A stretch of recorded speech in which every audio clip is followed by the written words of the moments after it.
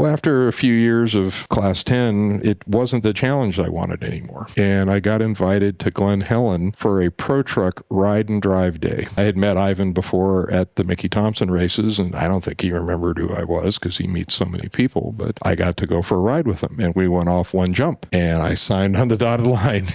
And that was the birth of Pro Trucks, really. It was, well, they had been around. I mean, we called them slow trucks at the time because they really weren't defined as anything other than here's your parts and go. Eventually, it evolved to where there was a better suspension package, and a lot of the reliability concerns got sorted out, and they were better. It took a guy by the name of Bill Varnes to convince me that this was a good thing to do. And so I ordered a Pro Truck, but built by Bill Varnes, and went out and we did good. I mean, there was no question about it. And there were little things that were just so cool when I think back on it. Of all the different things I've done in racing, that was the most rewarding class because you couldn't buy an advantage. There were people that were definitely beyond the rules in a variety of areas. For example, the steering had a link in it that was called an S-link, and everybody called it the weak link. How many spares could you carry in the truck and finish a race changing the steering link all the time? And Ivan would say, it's the same for everybody. And I agree it was. But it still sucked. It still was a challenge. Right. And the rule book said you can't weld on it, you can't replace it, you can't strengthen it by adding metal to it. When we were dumb kids and we wanted to bend roll bars on dune buggies, we had a torch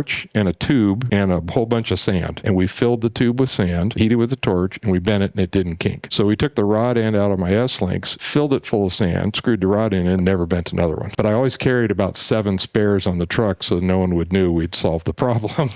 and just, it was rewarding because you could think a solution within the rules and have an advantage.